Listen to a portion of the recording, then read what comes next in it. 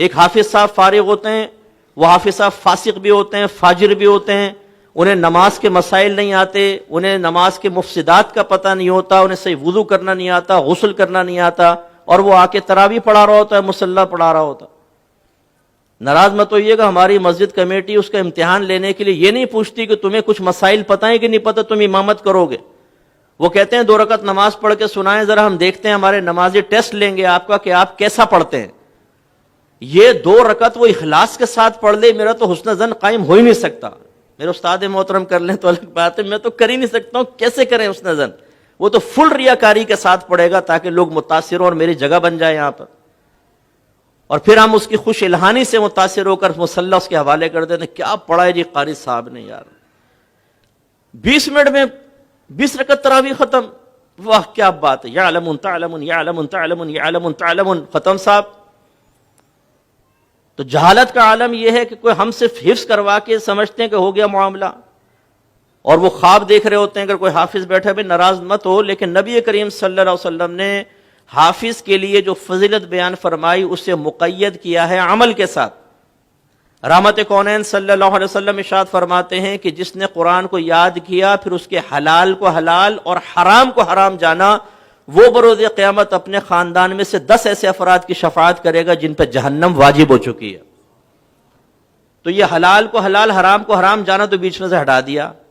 جس نے قرآن حفظ کیا 10 کی شفاعت کرے گا. حافظ صاحب چھوڑے ہو کے گھوم رہے ہیں، یہاں تراویح پڑھائی، 27ویں میں شیو کر کے زمزم پہ پہنچے ہوئے بہنوں کی زیارت کے لیے، طارق روڈ پہ پہنچا ہوا ہے وہ یاترا کرنے کے لیے پوری رات. یہ حال ہے ہمارا. تو ناظرہ حفظ، اس کے بعد 6 کلمے، ایمان مفصل، ایمان مجمل. یہ 6 کلمے نبی کریم سے منقول نہیں ہے، تو بعد کی ایجادات ہیں. ایمان مفصل، ایمان مجمل بعد کی ایجاد ہے. یہ بھی نہ یاد کریں آپ 6 کلمے. یہ جو بے وقوف قسم کے بعض لوگ ہوتے ہیں جو ان 6 کلموں کو کسی انسان کے مذہبی ہونے کا معیار قرار دیتے ہیں. اچھا دوسرا کلمہ سناؤ ذرا، آپ نے سنا، ہاں ٹھیک ہے ٹھیک ہے ٹھیک.